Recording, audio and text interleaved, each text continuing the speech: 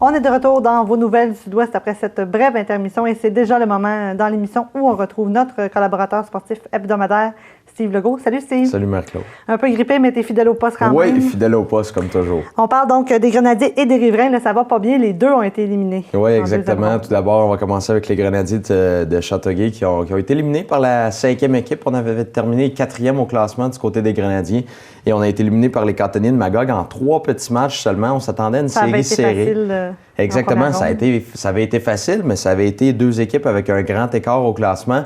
Là, 2 équipes qui sont nez à nez à la fin de la saison. On croyait peut-être que la série allait être plus serrée que ça, mais en 3 petits matchs, au compte de 1-0, 8-1 et 4-3. Kyle Jessamine qui a connu des ratés, là, une moyenne de 869, c'est quand même pas mauvais pour du midget 3A, et une moyenne de buts alloués de 3,54. Donc, c'est sûr que c'est pas ce à quoi il nous a habitués l'année dernière et même cette année pendant la saison régulière. Mais le fait saillant dans tout ça, c'est Félix Bibeau et Desgagnés qui ont été tous les deux blanchis pendant cette série-là. Oh. Ils avaient 8 et 7 points respectivement après une ronde. Et puis, ils terminent la 2e ronde et leur série éliminatoire du même coup avec le même nombre de points qui ont été blanchis en 2e ronde. Donc, ça a été une très belle série de la part des Cantonniers et mission accomplie. Les Riverains également donc, ont été éliminés de la Oui, on a donné une meilleure opposition, peut-être pour un match de plus. On a été éliminés en 4 parties, 5-2, 4-2. On a gagné 5-1 et on s'est incliné 7-3 lors du match numéro 4 contre le Phoenix d'Esther Blondin, cependant qui avait terminé 2e. Seulement les élites de Jonquière avaient eu une meilleure fiche qu'eux autres pendant la saison régulière. Les meilleurs pointeurs, Maxime Trépanier, William Cyr, terminent avec 7 points chacun en 8 matchs. Okay. Donc c'est quand même pas mauvais. Il y a beaucoup de joueurs qui sont au même pied d'égalité au niveau des points, à 6 points, 5 points. Donc, c'est mieux réparti que ce que c'était du côté des Grenadiers de Châteauguay. Et puis, le gardien William Giroux termine avec un pourcentage d'efficacité de 884 et une moyenne de buts alloués de 3,31, pardon. Un petit peu, c'est légèrement meilleur que ce que Jessamine a montré du côté des Grenadiers de Châteauguay. Résultat, les 2 équipes s'en vont en vacances, mais quand même, on a connu une belle saison. Oui. Voilà. Parfait. Et du côté du Canadien de Montréal, on rencontre les Stars de Dallas ce soir parce qu'on est mardi, on doit le dire aux gens. Et possiblement sans d'importants morceaux, là, disons. Oui, bien, on a appris cette semaine qu'il y avait également l'Arcellaire et Alex Galchenyuk là, qui souffraient de blessures. On n'est pas certain qui sera de l'alignement ce soir, qui ne sera pas. Mais on pourrait manquer les services de Heller et de Galchenyuk, en plus de, Gallagher qui est parti, qui est blessé aussi. Il y a Jeff Petrie qui est blessé depuis un bon moment.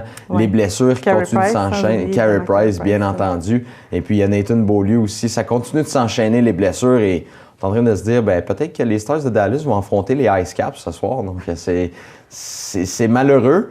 Mais d'un certain côté, si le fait que notre alignement est vraiment décimé par les blessures, ça peut faire en sorte qu'on termine plus bas au classement. On va aller chercher un meilleur choix au repêchage. On ne fait pas exprès de perdre du côté du Canadien, mais on va accepter la défaite comme elle l'est. Disons qu'on va laisser la saison 2015-2016 derrière nous. Exactement, on va regarder. Avec plaisir, même, voilà. On va regarder devant pour 2016-2017. C'est ça. UFC, donc 196, là, il y a eu un combat donc, en fin de semaine, je crois. Oui, exactement. Le championnat Bantamweight des femmes a été disputé, notamment Holly Holm, qui avait surpris Ronda Rousey avec un coup de pied quand même assez solide à la tête et un knockout. Eh bien, elle s'est fait surprendre à son tour par Miesha Tate, elle qui avait 2 fois affronté Ronda Rousey pour le titre. Les 2 fois, elle avait perdu. Un combat quand même assez long et puis un combat qui s'était terminé quand même assez rapidement, une clé de bras naturellement par Ronda Rousey. Donc, elle s'est fait servir sa propre médecine. Oui, exactement. Bien, Holly Holm a réussi à tenir le coup pendant 5 rounds, un petit peu plus de 4 rounds et demi. Au 5e round, Miesha Tate, qui l'a pris par surprise, s'est accroché à son dos. On ne donne jamais le dos à un adversaire en UFC, sinon ça peut être fatal. Et puis, on l'a battu avec étranglement par derrière, rear naked choke qu'on appelle dans le langage du métier. Et puis, Holly Holm avait réussi à rester debout, a tenté de projeter son adversaire au sol avec une culbute vers l'avant. Et puis, Miesha Tate a tenu bon, a resté agrippé. Et à peine 1 minute plus tard, Holly Holm qui dormait profondément. Donc, ça a été quand même des images qui sont difficiles à regarder parce qu'on voit les bras, ils se font aller pour un dernier mouvement de désespoir. Et puis ensuite, Bon, Holly Holm s'est endormie, mais quand même, immédiatement, elle était réveillée ensuite et puis il n'y a pas eu de problème de ce côté-là. Et du côté de l'autre main event, de l'autre gros combat de la soirée, un match au niveau des poids welter, la catégorie où Georges Saint-Pierre se battait, eh bien, c'est Nate Diaz qui a relevé le défi d'affronter Conor McGregor, parce que Conor McGregor était supposé affronter un adversaire dans les poids légers, Rafael Dos Anjos, qui est le champion, était supposé l'affronter, champion contre champion. Le gagnant aurait été, aurait ramassé la ceinture de l'autre. Et puis, Rafael Dos Anjos qui a refusé le combat à la dernière seconde pour une raison quelconque. Et puis, Nate Diaz qui a rentré avec peu de préparation. Donc, pas eu le choix de surveiller sur une scène. Exactement. Il s'est dit, moi, je peux me battre contre toi, Conor McGregor, mais il faudra que tu montes encore une fois d'une classe. Donc, il a monté de 2 classes de poids. C'est quand même pas évident. Il a donné une bonne opposition à Nate Diaz, mais encore une fois, une erreur fatale. Il lui a donné son dos. Ça a été c'est plus que ce que Nate Diaz demandait.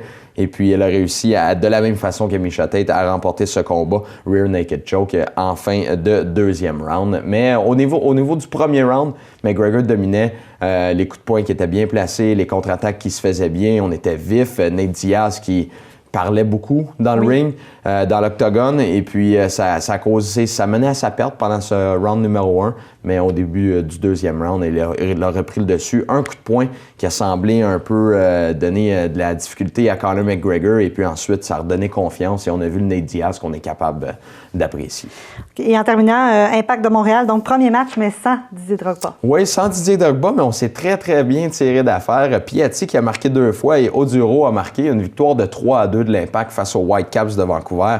Les rivaux, on sait que c'est toujours des matchs intenses entre ces deux équipes. Evan Bush a été sensationnel avec 8 arrêts. Peut-être les gens à la maison vont faire 8 arrêts, c'est pas beaucoup. Peut-être au hockey, c'est pas beaucoup, mais au soccer, avec surtout la grandeur du filet, c'est quand même assez impressionnant, 8 arrêts, et des arrêts quand même assez spectaculaires. Seulement sur coup de pied arrêté, on a accordé des buts du côté de l'Impact de Montréal, donc sur un corner et sur un free kick qu'on appelle un coup de pied arrêté directement devant le filet.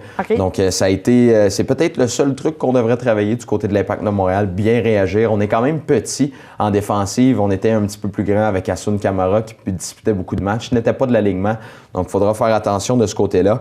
Mais du côté de Didier Drogba, il s'entraîne à Sacramento. C'est tout près de Dallas. L'Impact va être du côté de Dallas le 18 mars prochain pour un match. Donc, est-ce qu'il va débuter là? Ça reste à voir. On va en reparler donc dans tes prochains bulletins. Oui, certainement. Merci beaucoup, Steve, d'avoir été là. Merci et on te retrouve la semaine prochaine. Oui.